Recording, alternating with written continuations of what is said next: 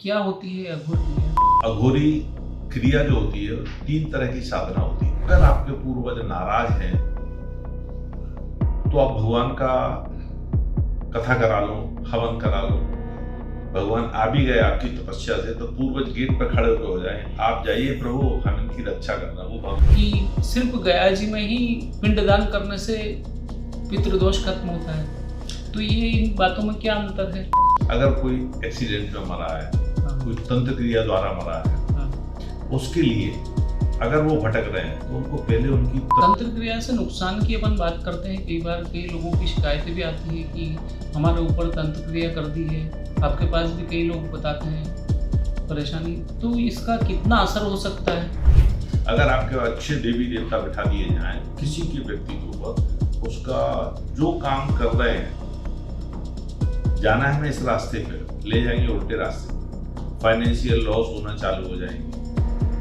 आपको तंत्र क्रिया यहाँ तक होती है कि अगर अच्छी तंत्र क्रिया कर दी जाए तो आदमी निबट भी जाता है। क्या हर व्यक्ति को, जो किसी को दिक्कत चल रही है, उनको अपने कुल देवता की भी पूजा आराधना करनी चाहिए? सबसे पहले पूर्वजों का ध्यान रखा जाता है कि हमारे घर में शुभ काम हो रहा है, आप आइए और इस कार्य को सफल करिए। कई बार लोगों को सपने में अलग अलग कई तरह की चीजें दिखाई देती है, मृत परिजन भी दिखाई देते हैं, तो ये क्या संकेत है? पितृदोष से रिलेटेड करता है कि? देखिए क्या होता है, अगर किसी के यहाँ पितृदोष है तो नाना प्रकार के उल्टे सीधे सपने आते हैं। आप चैन से सो भी नहीं सकते, चैन से खा भी नहीं सकते, आपका दिमाग हमेशा विचित्र रहेगा, आपका पेट खराब होगा, खा भी लेंगे तो आपको और और अजय बोला जय जय माता काली, जय जय माता काली, तेरी मूरत है विकराली, तेरी आंखों में लाली लाली, चूके तो चूर करे, कोपे तो काल करे, देखे तो भस्म करे, भय की भवानी, भैरव करे रवानी, बम बम कर हाहाकार कर, मुर्दे पे लाद दे चलिया। नमस्कार, धर्म कथाएं के इस एक और प्रोग्राम में आपका स्वागत है। एक बार फिर हमारे साथ मेरी है, तरफ से सभी को नमस्कार और हमारी नाथों की भाषा में आदेश। एक बार फिर हमारे साथ है संतोष नाथ जी। स्वागत है गुरुजी आपका। धन्यवाद। गुरुजी, आज हम इस पॉडकास्ट में कई चीज़ों पर बात करेंगे। इससे पहले मैं बात शुरू करूं, कई लोगों की शिकायत है कि आप फ़ोन नहीं उठाते हैं, क्या कहाँ व्यस्त हैं? आप बताइए। मैं व्यस्त रहता हूँ। देखो सबसे बड़ी बात है, मैं लोगों को बताना चाहूँगा जो मेरे को अप्रोच करते हैं। हाँ, अब जैसे मैं सुबह 7:30 या 8 बजे साधना में बैठ जाता हूँ, हाँ। जाप करता हूँ। अगर मैं शक्तियों का जाप नहीं करूँगा तो मेरी शक्तियाँ काम कैसे, मतलब प्रचंड कैसे होंगी। सही बात है। मैं उठता हूँ 11 बजे। दूसरी बात है, जो लोग फ़ोन लगाते हैं, अब जैसे किसी ने एक फ़ोन लगा दिया, हाँ, और उसी फ़ोन नंबर से 8-8, 10-10 मिस कॉल मिलते हैं मेरे को। सही बात है। तो एक बार फ़ोन लगा दिया, मैं पढ़ा लिखा हूँ, समझता हूँ, जब उठूँगा तो मैं खुद कॉल लगा लूँगा। हाँ, दूसरी बात, फ़ोन जैसे कुछ दिनचर्या के काम भी होते हैं, हाँ, उस टाइम आदमी कैसे उठाएगा। मैंने भूल रखा है 11 से 3 के बीच में आप फ़ोन लगाइए, आपको बराबर रेस्पॉन्स मिला। एक फ़ोन लगा दो, उसके बाद मैं रिटर्न कॉल लगा लेता हूँ। सही बात है। तो फ़ोन ना उठाने का ऐसा कोई वो नहीं है कि मैं जानबूझ के नहीं उठाता हूँ। मेरे पास इतने फ़ोन आते रहते हैं लोगों के, तो लोग पूछते हैं, फ़ोन पे बात डिस्कस करते हैं, तो समय भी लगता है मुझे। हाँ, तो ऐसा नहीं है कि मैं किसी का फ़ोन नहीं उठाता, मेरी किसी से वो नाराज़गी या दुश्मनी थोड़ी है किसी से। हाँ, लोग अप्रोच करते हैं मेरे पास, वही अप्रोच करेंगे जिनको दुख होता है, दुख होता है वो अप्रोच करते हैं मेरे पास। सही बात है। कई लोगों को मैं भी समय बताता हूँ, अपन वीडियो में भी लिख देते हैं कि इतनी बजे से इतनी बजे तक लगाइए।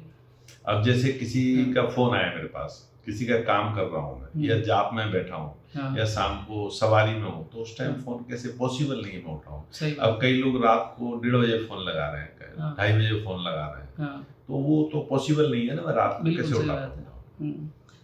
एक और कई लोग बोलते हैं चंडीगढ़ का आश्रम अभी चालू नहीं है, आप इंदौर शिफ्ट हो गए हैं, उसके बारे में भी थोड़ा सा बता दीजिए तो लोगों को कंफ्यूजन नहीं हो। बहुत सारे मेरे पास फ़ोन आते हैं जो वो हाँ। सबसे पहले बोलते हैं चंडीगढ़ में आपका कहाँ स्थान है। हाँ, मैं उनको सीधा ही बोलता हूँ, जैसे पहली वाली वीडियो में डाला था, उस टाइम मैं नौकरी करता था चंडीगढ़ में, पदस्थ था मैं हुंडई मोटर इंडिया लिमिटेड में। अब नौकरी छोड़ दी तो मैं घर पे इंदौर में फैमिली के साथ शिफ्ट हो गया हूँ। सही बात तो अभी अपन एड में दे भी रहे हैं, आप शायद, हाँ, योगी इंदौर संतोष नाथ, मध्य प्रदेश, इंदौर। तो ये वाला तो कंफ्यूजन रहता है, कोई पहली हाँ। वीडियो देख लेता है इसलिए पूछते हैं, सही बाकी बात। लोगों को क्लियर हो हाँ। जाता है उसमें। अब हम शुरू करते हैं बातचीत। अघोर क्रिया के बारे में कई बातें होती है, क्या होती है अघोर क्रिया? देखिए कमल जी, ये बहुत बड़ा विषय है। हाँ। सबसे बड़ा अघोरी इस दुनिया में हम्म। कौन है आप बताइए? भगवान भोलेनाथ। भगवान भोलेनाथ। और अघोर पंथ को कई लोग जानते भी हैं, बहुत सारे लोग जानते हैं, साधु संतों ने हमें जो बताया, हमारे गुरुओं ने बताया। अघोरी क्रिया जो होती है 3 तरह की साधना होती है। एक होती है सब साधना, अच्छा। मतलब मृत व्यक्ति को जो हाँ। सब साधना। तंत्र क्रिया जो करते हैं। एक होती है शमशान साधना। हाँ। और एक होती है शिव साधना। अच्छा। 3 तरह की साधनाएं होती हैं अघोर क्रिया में। जैसे सब साधना आप कर रहे हैं, मतलब एक व्यक्ति को जगा रहे हैं। हाँ। एक व्यक्ति को मरने के बाद उसको जगा रहे हैं, उससे त्वरित काम होता है, तत्काल काम होता है। किसी का बुरा करना तो तत्काल करेंगे, किसी का अच्छा करना तो तत्काल अच्छा करेंगे। एक सबको जगाना, उसको बोलते हैं सब साधना। दूसरी होती है जो अघोरी लोग, बाबा लोग रहते हैं जिन्होंने जिंदगी में शमशान में बैठे हैं, धूनी रवाए बैठे हैं, उनको बोलते हैं शमशान साधना। वहां बैठे हुए वो पूरा शमशान जगा लेते हैं। अच्छा। पूरा शमशान जगा लेते हैं, उसमें डाकन वीर सब कुछ जगा लेते हैं, जितने आते हैं पूरे शमशान को जगा लेते हैं। वो थोड़ा और पावरफुल होता है, उनके पास शक्तियों का एक भंडार हो जाता है। और तीसरी होती है शिव साधना। अच्छा। अगर भगवान को, शिव को प्रसन्न कर लिया, तो आपने देखा होगा रावण ने भी प्रसन्न किया था, कुंभकर्ण ने भी, राक्षस थे वो, राक्षस जाति, राक्षस प्रजाति, उन्होंने प्रसन्न करा तो उनको वरदान भी मिला। हाँ। उसके बाद उनको घमंड चढ़ा। शिव साधना सबसे मजबूत साधना, सबसे बड़ी साधना मजबूत वही मानी जाती है। और शिव का वास हर शमशान में, शिव जी की मूर्ति बनी रहती है। हाँ। उनके अंदर ही महाकाल है तो। ये अघोरी क्रिया में 3 तरह की साधना होती है, और शिव साधना जिसने कर ली शायद ही कोई पराजित कर पाया। सभी शक्तियां रहती हैं, शिव के आगे कौन टिकता है? सबसे बड़े अघोरी है। और जहां उन्होंने तीसरा नेत्र खोला वहां तांडव हो जाता है। तो अघोरी क्रिया ये 3 तरह की होती हैं, और इसमें कुछ अच्छी काम के लिए भी जगाते हैं, कुछ ऐसे भी होते हैं जिनको गलत काम के उद्देश्य से जगाते हैं, दूसरे को परेशान करने के लिए। तो वो ज्यादा दिन नहीं टिकती हैं। अपन किसी को अगर शक्ति को जगा लेते हैं और उसके बाद अगर किसी का उसका शक्ति का दुरुपयोग करते हैं, तो वो शक्ति साथ छोड़ देती है और उसके परिणाम उसको भुगतने पड़ते हैं। किसी भी व्यक्ति पर पूर्वजों को आशीर्वाद या श्राप किस तरह से कम प्रभाव डालता है? देखिए क्या होता है, कभी भी जैसे एक परिवार है, हाँ। माता पिता है, 2 4 6 बच्चे जो भी है, हाँ। अगर आप माता पिता को इज्जत से बात करोगे, हाँ। माता पिता की सुनोगे, तो आपको गाइडेंस अच्छा मिलेगा, आपके काम सफल होंगे। माता पिता खुद की जरूरतों को कम करके बच्चों को सहायता देंगे, और जब बच्चे बिना लाइन के होगा तो वो थक जाते हैं। ऐसे पूर्वज होते हैं ना जो अपने दादा परदादा, अगर उनको आपको श्राद्धों में उनका पूजन हवन सामग्री जो भी करना होता है, अगर वो नियमित करते हैं तो उनका आशीर्वाद प्राप्त होता है। और उनके आशीर्वाद जिनके ऊपर रहते हैं ना, वो समझ लो कि कहीं सर झुकाने की जरूरत नहीं पड़ती है। पूर्वजों का इतना महत्व है। अगर आपके पूर्वज नाराज हैं तो आप भगवान का कथा करा लो, हवन करा लो, भगवान आ भी गए आपकी तपस्या से, तो पूर्वज गेट पर खड़े होकर हो जाए, आप जाइए प्रभु हम इनकी रक्षा करना, वो भगवान को अंदर नहीं आने देंगे, उनको वरदान है। तो पूर्वजों का स्थान, जितने भी अपने पितृ हैं उनका सर्वोपरि है। जैसे सारी विद्याओं में गुरु का स्थान सबसे पहले होता है। कोई भी मंत्र पढ़ोगे आप तो सबसे पहले गुरु का आह्वान करना पड़ता है। सही बात है। ऐसे पूर्वज होते हैं, तो पूर्वजों को सबसे पहले मनाना चाहिए। पूर्वजों की बात कर रहे हैं अपन, पितरों की बात कर रहे हैं, तो हमने पिछली बार भी बात की थी पितृदोष के बारे में, तो आपने बताया था तंत्र क्रिया से भी हट जाता है पितृदोष। देखिए कई लोग उसमें, जो ज्योतिष लोग हैं, पंडित लोग हैं, वे उस वीडियो में आके बता रहे हैं, नीचे लिख रहे हैं कि सिर्फ गया जी में ही पिंडदान करने से पितृदोष खत्म होता है। तो ये इन बातों में क्या अंतर है? देखिए क्या होता है, जैसे कोई साधारण मृत्यु है हाँ। और पूर्वज अतृप्त रहे हैं, तो आप पूजन करो, उनकी विधि अलग आती है, ब्राह्मणों की अपने तरीके से विधि होती है। अगर कोई एक्सीडेंट में मरा है, कोई तंत्र क्रिया द्वारा मरा है, उसके लिए अगर वो भटक रहे हैं तो उनको पहले उनकी तंत्र क्रिया हटाना पड़ेगी, उनको मुक्त करना, बंधन मुक्त करना पड़ेगा, फिर उनको भोग देके उनसे संतुष्ट करके फिर उनको मोक्ष प्राप्त कराना होगा। अगर तंत्र क्रिया उनके ऊपर है, तंत्र क्रिया की वजह से मरे हैं वो, तो उनको गया 4 बार और तो भी नहीं है। सही बात है। ये रखा है। उनके साथ देवी देवता कोई जानकार है जिन्होंने सिद्धियां कर रखी हैं। अब सोचो कि उनकी जानकार को सिद्धियां गया में छोड़े आओ, नहीं जाते। उनकी सिद्धियों को तृप्त करना पड़ेगा, भोग लगाना पड़ेगा, विधि अलग रहती है, तभी वो मुक्ति पाएंगे। बिल्कुल सही है। नहीं तो वो जाएंगे नहीं कहीं। आपने सुना होगा भागीरथ, नाम सुना होगा, गंगा जी लाए थे। क्या था उनके यहाँ? 7 पीढ़ी के पूर्वज पड़े थे, फिर मुक्ति कराया है गंगा जी, फिर हर की पौड़ी में मुक्ति कराया, फिर कराया है, लेकिन बाद में आया तब उनके गुरु ने बताया, फिर आवाजें आ रही उनके घर में, गुरु ने बताया इनको पहले तृप्त करना पड़ा, शांत करा, फिर वो गए थे, फिर उनको तृप्ति कराई थी, गंगा जी खुद लाए थे, तब वो तृप्त हुए थे, इसीलिए उनका नाम चलता। वो तपस्वी थे। भागीरथ का नाम आपने सुना होगा। सही बात है, कई धार्मिक ग्रंथों में हम सुनते हैं। बिल्कुल बिल्कुल। और गंगा एक ऐसी है, तरण तारणी, मोक्षदायिनी है, मोक्षदायिनी, सबको तारती है, पापी हो चाहे धर्मात्मा हो, सबको तारती है। कई बार कई लोगों के घरों में समस्याएं आती है, बार बार पूजा कराने, शांति कराने, हवन कराने के बाद भी उनकी परेशानियां खत्म नहीं होती है। तो क्या क्या कारण हो सकते हैं, उनके उपाय क्या क्या हो सकते हैं?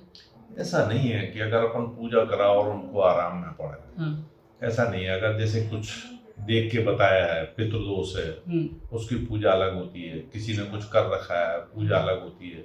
अब क्या होता है, मेरे पास भी कई केस ऐसे आ चुके हैं, आज पूजा कराई, अब आपकी शक्तियां जैसे हटाई मैंने, समझ लो आप ही बैठे, आपकी शक्तियां हटाई बाबा ने, और गोरखनाथ ने सारी शक्तियों को लेके अलग कर दिया। अब उसके बाद में अगर उन्होंने आपको 10 साल से दबोच रखा है, शरीर में खून ही नहीं बचा है, बीमारियां भी हो गई हैं, तो शक्तियां हटने के बाद में जब प्रभाव हटता है तो और वीकनेस आती है, उसके लिए आपको ट्रीटमेंट कराना जरूरी है। बॉडी को रिकवर करने के लिए ट्रीटमेंट कराना जरूरी है। तो ऐसा नहीं होता पूजा करने के बाद में किसी को आराम नहीं पड़ता। अगर शक्तियों को प्रॉपर तरीके से निकाल दिया जाए, शांत करके खत्म कर दिया, सही तरीके से इलाज होगा तो राहत मिलेगी। बिल्कुल। अब उसके साथ में कई लोग जोड़ते हैं, मैंने पूजा कराई लेकिन मैं 4 लाख का कर्जा है, 40 लाख का कर्जा है, मेरा कर्जा तो वहीं का वहीं है महाराज। कर्जे के लिए आपको खुद को प्रयत्न करना पड़ेगा। क्या होता है आपके यहाँ, जैसे किसी ने कुछ तंत्र क्रिया कर रखी है, एक एग्जांपल देता हूँ।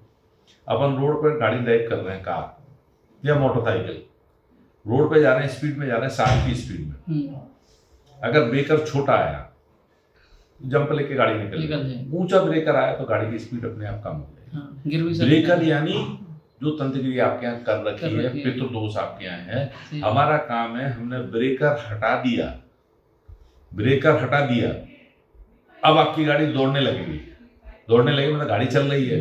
प्रयत्न तो आपको करने पड़ेंगे। आप सोचो पूजा हो गई तो मेरा कर्जा भी उतर जाए, मेरे जो लॉस हो चुके हैं शरीर में, बीमारियां बन चुकी हैं, उनका इलाज ना कराएं, तो फिर पॉसिबिलिटी कम है। सही बात है।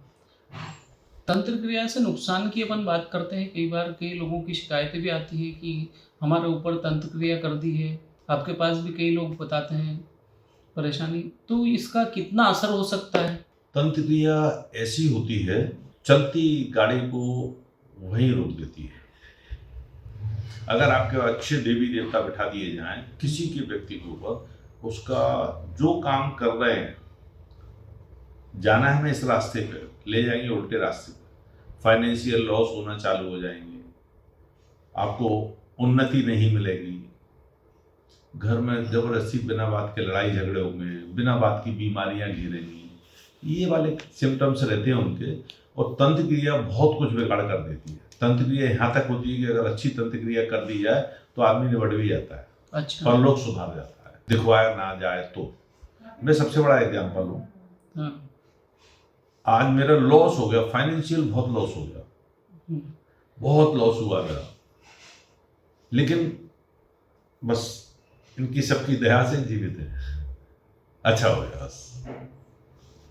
तो तंत्र क्रिया बहुत गलत प्रभाव डालती है, किसी के ऊपर कर दी जाए ना तो आदमी ये समझ लो कुछ भी अगर थोड़ी अच्छा बिठा लिया किसी के दिमाग में, पागल ही घूमेगा जिंदगी भर, अगर कोई उतारने वाला ना मिला तो। सही बात। जिंदगी भर पागल घूमेगा वो आदमी। आपने बताया कि आपका लॉस हो गया था और कुछ परेशानियां भी आई है, तो आपके साथ में जो किसी ने कुछ किया है उनको आपने कुछ करके सजा दी है क्या? ना, देखिए मेरा तो क्लियर है, मेरे पास तो वीडियो रिकॉर्डिंग, उस टाइम ये रिकॉर्डिंग वाले मोबाइल नहीं चलते थे, मैंने कैमरा लिया था। जिस जानकार से मेरे परिवार वालों ने करवाया था, मेरे खुद के भाई थे, अब तो मैं थे बोलता हूँ, बहनें थी, उन्होंने करवाया था, उनकी रिकॉर्डिंग मेरे पास में है, उनने तो कर लिया, मैं तो घिस घिस के 20-22 साल में ठीक हो गया, जान बचा ली, पत्नी की, बच्चों की जान बचा ली। मुझे अधिकार नहीं, मैं नहीं सोचता कि मैं उनके लिए एक नींबू भी काटूं, ये एक पूजा करूं। अगर मैंने करा तो उनमें और मेरे में अंतर क्या रह गया? सही बात है। अगर मैंने करा तो उनमें और मेरे में अंतर क्या रह गया? उसका न्याय ऊपर बैठा है ना, जो हर कण में विद्यमान है, वो अपने आप करेगा। मुझे अधिकार नहीं है कि मैं उनके लिए कुछ बोलूं, गलत बोलूं। उनने किया, अच्छा किया, मेरे को तो उससे सबक मिला। मैं जितना सीधा था ना पहले, हर चीज पे अंधी आंखों विश्वास रखता, और उससे मुझे सबक मिला है और रास्ता भी क्लियर हुआ मेरे दिमाग में कि नहीं ऐसा देखना चाहिए। तो मैं उनके लिए कभी ना गलत करता हूँ और ना करने की सोचूंगा। उनने तो कर दिया, मैं कर दूं तो आप यही बोलोगे ना उन्होंने करा, आप देखो इनके पास शक्ति है कि इनका बैंड बजा दिया, क्यों करूँगा? बैंड बजाने वाला ऊपर वाला है, न्याय अन्याय वो देखता है, वो अपने आप करेगा, मैं नहीं करता गलत काम। क्या हर व्यक्ति को, जो किसी को दिक्कत चल रही है, उनको अपने कुल देवता की भी पूजा आराधना करनी चाहिए? सबसे पहले इससे क्या क्या फायदे होंगे? सबसे पहले आपने किसी के शादी ब्याह में तो गए होंगे, परिवार में शादी ब्याह होंगे, सबसे पहले क्या होता है? हाँ, कुल देवता खल मिट्टी होती है, खल मिट्टी बोलते हैं, क्या बोलते हैं, किसी का कुछ बोलते हैं, अलग अलग लेडीज लोग जाती हैं, नौत के मिट्टी लाती हैं, चूल्हे बनते हैं। वो चूल्हे क्यों बनते हैं? चूल्हे बना के रखते हैं, धागे से उनको पूरा जाता है, हल्दी चावल कंकु दिया जाता है, वो पितरों का रखा जाता है। सबसे पहले पूर्वजों का ध्यान रखा जाता है कि हमारे घर में शुभ काम हो रहा है, आप आइए और इस कार्य को सफल करिए। सबसे पहले मेयर भरना बोलते हैं, हम लोगों में मेयर भरना बोलते हैं, लेकिन अलग अलग तरीके से सबके घर में पूर्वज देवताओं का आह्वान किया जाता है। एक दिन पहले उनका आह्वान किया जाता है, फिर मंडप गिरता है, फिर शादी ब्याह के अगले कार्यक्रम होते हैं, और लास्ट में फिर जब होते हैं तब उनको विदाई दी जाती है कि हमारा काम सफल कराओ, पूजा पाठ जो भी होम धूप होता है वो कर। सबसे पहले पूर्वज अब सबसे पहले चलते हैं, जो उनको भूल गया वो समझ लो उसकी गड्ढे में जाने के चांसेस पूरे बन गए। सही बात है। कई बार लोगों को सपने में अलग अलग कई तरह की चीजें दिखाई देती है, मृत परिजन भी दिखाई देते हैं, तो ये क्या संकेत है? पितृदोष से रिलेटेड करता है क्या? देखिए क्या होता है, अगर किसी के यहाँ पितृदोष है तो नाना प्रकार के उल्टे सीधे सपने आते हैं। आप चैन से सो भी नहीं सकते, चैन से खा भी नहीं सकते, आपका दिमाग हमेशा विचित्र रहेगा, आपका पेट खराब होगा, खा भी लेंगे तो आपको ढंग से हजम नहीं होगा। और सपने की बात तो ऐसी है कि सपने जो है ना कुदरत की देन है। अगर आप सब तरह से संतुष्ट हैं, पूजा पाठ ठीक कर रहे हैं, पितृ संतुष्ट हैं, थोड़ा सा भी हवन करोगे तो आपको अच्छी ऊर्जा मिलेगी।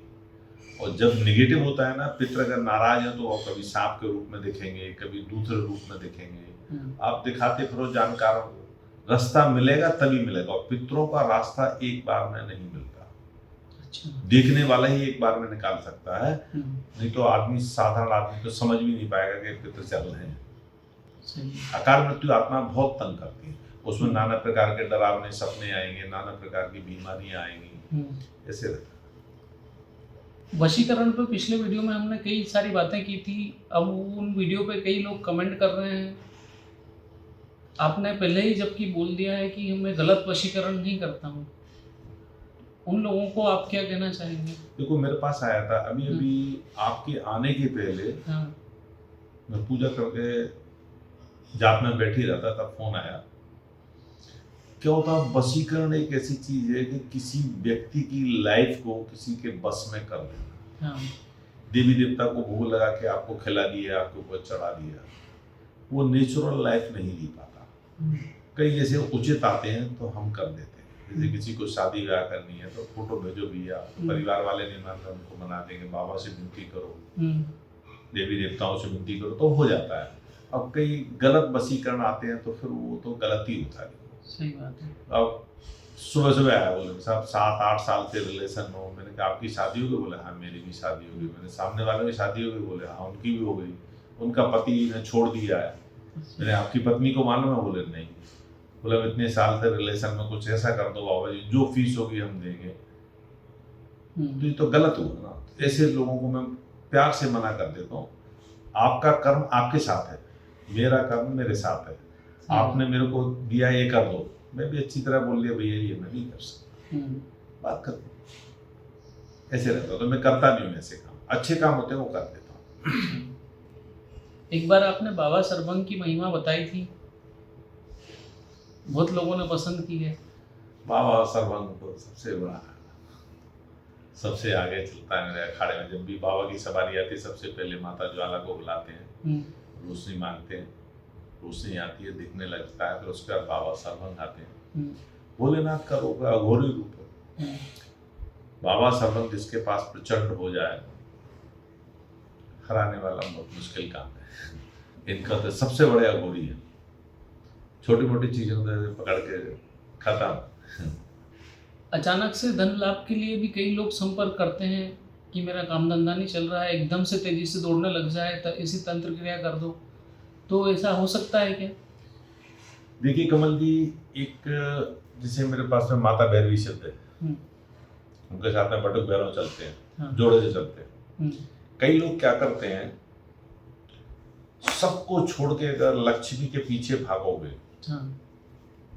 सिद्धियां होती हैं, लेकिन मेरे पास अभी तक ऐसी सिद्धि नहीं है, गुरुओं ने ऐसा नहीं दिया कि जिसको अपन सिद्ध कर लें, हाँ। और उससे धन वर्षा हो जाए, ऐसे संभव नहीं। हाँ। माता बगलामुखी हैं, लोग जाते हैं, धन की देवी मानते हैं, मेरे पास भी है माता बगलामुखी, शत्रु विनाशक है। हाँ। आप मंत्र सही ढंग से करोगे तो आपके शत्रु परास्त होते रहेंगे। अगर आप चाहोगे मुझे अचानक कहीं से 50 लाख मिल जाए, 50 करोड़ मिल जाए, ये पॉसिबिलिटी नहीं है। लोग कराते हैं, बहुत सारे लोग बैठे हैं, साहब ये वाले यज्ञ करा लो, मैं कर देता हूँ, 1 लाख रुपए लगेंगे, 21,000 लगेंगे, जो भी मांगते हैं, 11,000 लगेंगे, मैं कर देता हूँ, आपको धन का लाभ होगा। लेकिन बिना कर्म करे कभी भी धन का लाभ नहीं होता। मैंने काफी केस कर चुका हूँ, जिनके पास जिन है घर में बिठा रखे थे, वो दिखते थे सफेद कपड़ों में। मेरे केस आया था, आगरा से केस आया था, आज से 2 साल पहले, और बहुत सेवा करते थे, रोज उनको सेहरा चढ़ाते थे। बोले ये पीर बाबा और जिन ने हमारे दादा के साथ समय से चल रहे हैं, वो दिखाते हैं यहाँ धन है, हम ऐसे वर्षा करें। पूरा जीवन निकल गया तो साथ में। उस टाइम जब आए थे मेरे 52-54 साल के होंगे। बोले लेकिन बस दिखाते हैं, देते नहीं। और जिन क्या करता है, नुकसान करते हैं। अच्छा। कभी भी जो दिखाते हैं ना कहानियों में, चिराग रगड़ दो ये मिल जाए, पॉसिबिलिटी नहीं है। वो बहुत तपस्वी लोगों के पास रहते हैं, वो शुद्ध जिंदे बहुत कम होते हैं। सही बात। आम आदमी को नहीं मिल पाते। वो यहाँ से किस्मत में होता है, अपने आप मिल जाता है। किस्मत में नहीं है तो नहीं मिलेगा। कई लोग खूब अच्छी पढ़ाई कर लेते हैं, IAS की तैयारी कर रहे हैं, नहीं है किस्मत में तो आपको नहीं मिलेगा। आपको परचूनी की दुकान लगानी, तो परचूनी की दुकान लगाओगे तभी सक्सेस होगा। ऊपर वाले का लेख जो है ना, कुंडली में देख लेते हैं, ब्राह्मण लोग देख लेते हैं आपको क्या बिजनेस का योग है, नौकरी का योग है। कई नेता लोगों को हमने देखा है माता बगलामुखी मंदिर नलखेड़ा में जाकर के तंत्र साधना करवाते हैं, हवन करवाते हैं तंत्र, तो उसका क्या असर फायदा होता है? कई लोगों पर क्रिया भी करवाते हैं, बहुत सारे लोग जाते हैं, वो बहुत भीड़ है। हाँ, बहुत भीड़ होती है, बहुत भीड़ होती है। क्या होता है, चाहे नेता हो चाहे साधारण आदमी हो, देखो अगर भक्ति करोगे तो सफलता तो मिलेगी। सही बात है। भक्ति करोगे, सच्चे मन से भक्ति करोगे, सफलता तो मिलेगी। लेकिन भक्ति करने बस ये सोच के चलो कि हमें किसी का नुकसान नहीं करना है, हमारी उन्नति के लिए। अब बाबा महाकाल के पास जाते हैं, समझ लो, या माता बगलामुखी के पास जा रहे हैं, 500 लोग जा रहे हैं, एक अच्छा आदमी होगा पूजा पाठ वाला, ये प्रभु को मुझे तत्काल आशीर्वाद मिल रहा है, सुख शांति मिल रहा है। सही बात है। एक चोर जाएगा, वो क्या मांगेगा? ज्यादा से ज्यादा प्रभु आज मेरे को ऐसी मोटी जेब मिल जाए कि मेरा 2 महीने का खर्चा चल जाए, शाम को मेरे खर्चे चल जाए। सही बात। दुकानदार जाएगा, वो क्या मांगेगा? मेरी दुकान खूब चले। दूध की दुकान वाला जाएगा, वो क्या बोलेगा? दूध सस्ता आए और महंगा जाए। अपना अपना, ये भगवान दाता है, हम सब भिखारी हैं। देवी हो, देवता हो, बाबा महाकाल हो, कोई से भी देवी देवता हो, हम सब भिखारी हैं। हम भी किसी का काम करते हैं तो आह्वान करते हैं, बाबा सर्वंग, छोटे सर्वंग, आसो माता आ जाओ, आज्ञा भी बताओ, इनका कार्य सिद्ध करो, शक्तियां पकड़ना करना। तो ये क्या होता है, हम सब भिखारी हैं, मांग तो रहे ना उनसे। अगर वो नहीं हो तो हम क्या करें? सही बात। आप जैसे हम भी मानव हैं, लेकिन क्या होता है, कर्म हो जाता है। एक कर्म अपना करते जाओ, आगे रिजल्ट अपने आप देंगे। यहाँ से सच्चाई होना चाहिए। सही बात है। हम तो डूबते डूबते हमारे बच्चे हैं। आज 20 साल में 2 बार सुसाइड करने की कोशिश करी थी उस टाइम, क्योंकि ग्रसित ही इतने हो गए थे कि हम सुसाइड मोड पर पहुंच गए। लेकिन ऊपर वाले ने बचाया, उसने देख लिया कि तेरी अभी लाइफ है, अभी नहीं मरेगा तो बैठेगा आपके सामने। ऐसा आपने कई बार कई मंत्र भी बताए हैं, क्या क्या फायदा होता है मंत्र का जाप करने से, आपसे मंत्र लेने से? इंटरनेट का मंत्र और आपसे लिए हुए मंत्रों में भी अंतर बताइए। देखिए क्या होता है, नेट पे जो मंत्र पड़े हैं ना, डाले हैं बहुत सारे लोगों में, वो केवल आह्वान मंत्र होते हैं, एक लाइन का थोड़ा सा ऐसे चलता है। और जो तांत्रिक सिद्धियों के मंत्र होते हैं गुरुओं के द्वारा दिए जाते हैं, और उनकी विधि बताई जाती है, पूजन बताया जाता है, कैसे करना है, कैसे चलना है। तो अलग अलग तरीके होते हैं। फिर उनको क्या होता है, तंत्र साधना जब करोगे, जैसे मेरे गुरु ने पहला मंत्र दिया कोई सा, जैसे माता काली का ही दिया। अब माता काली को जब उनको बिठाना है तो उनको नींबू, लौंग, शराब जो भी चढ़ाना है, और भी बहुत सारी सामग्री है, सब ब्रॉडकास्ट में नहीं बता सकते। और उनका मंत्र दिया, भैया इसको ऐसे करना है, और उसकी ये सावधानियां रखनी है। आपको माता दिखेगी, इस रूप में दिखेगी, ऐसे भी दिख सकती है, डरना नहीं है। अजय बोला, जय जय माता काली, जय जय माता काली, तेरी मूरत है विकराली, तेरी आंखों में लाली लाली, चूके तो चूर करे, कोपे तो काल करे, देखे तो भस्म करे, भय की भवानी, भैरव करे रवानी, बम बम कर हाहाकार कर, मुर्दे पे लाद दे चलिया मतवाली। इसका और पूरा मंत्र है। तो इसमें क्या होता है, उनको अपन माला जपेंगे, टाइम लगता है। एक माला जपने में मेरे को लगता था, पहला मंत्र था ये उस टाइम का, कम से कम पौना घंटा लगता था। आंख बंद करके याद करना है। कभी 21 दिन में प्रसन्न हो जाए, कभी 41 दिन में हो जाए, कंटिन्यू लगे रहो। अभी भी हम जाप करते हैं, 2.5-3 घंटे लगते हैं पर डे के हमारे। सबको थोड़ा थोड़ा जाप कर लेते हैं, क्योंकि शक्तियों को अपन जाप नहीं करेंगे तो वो काम नहीं करते। और जब जिससे काम लेना उसको भोग भी देना है, पूरा खप्पर भरना है, कभी संसार जाना है, कभी अलग अलग तरीके हैं। जो गुरुओं के बताए हुए जो मंत्र होते हैं, तंत्र सिद्धियों के मंत्र होते हैं। मेरे पास लोग आते हैं तो बोलते हैं, हमें ये मंत्र दिया था हमारे गुरु ने, क्या है मंत्र बताओ। एक लाइन का आह्वान मंत्र, नेट पे पढ़े, मेरे वाले बताए हुए मेरे गुरुओं के दिए हुए, एक भी बता दो नेट पे। मैं आपको आपने जो मंत्र बताए हैं, एक बार वशीकरण का बताया था, आधा मंत्र ही बोला था आपने, वो सब ऐसे हैं, पूरा बोल नहीं सकते ना, ब्रॉडकास्ट में ऐसे नहीं दिया। कभी किसी को जो चेले बनते हैं उनको दिया है मंत्र। अब जैसे हमारे मित्र हैं पंडित जी, उनको दिया मैंने, ये सिद्ध कर लो आपके काम आएगा। थोड़े दिन करा, सच्चे मन से करा, उनको थोड़ी सी दिक्कत हुई, बोले मैं नहीं कर सकता था, आप अपना मंत्र संभालो, मेरे तो गुरु मंत्र बहुत है। ऐसे रहता है। गुरुओं की दी हुई सिद्धियां, उनने क्या होता है, प्रैक्टिकल करा है। आज माता पिता है, माँ है, उसको मालूम है बच्चे को क्या खाना है, कहाँ जा रहा है, कितने बजे सोएगा, कितने वीडियो देखेगा, कितने बजे टेलीविजन देखेगा, तो उनको मालूम रहता है। ऐसे गुरुओं को मालूम रहता है कि ये देवी देवता मैं इनको सिद्धि दे रहा हूँ, ये कैसे सिद्ध करेंगे, इनको विधि बताना पड़ेगी, तब जाके सिद्ध होगा। फिर उनके बाद जब दिखने लगे तो मान लो, अपने आप से आभास होने लगता है कि मेरा जब भी आपको याद करूँ, जो कार्य कहूँ करके बताना, आपको भोग भी दूंगा, गलती हो क्षमा करना, ऐसे रहता है।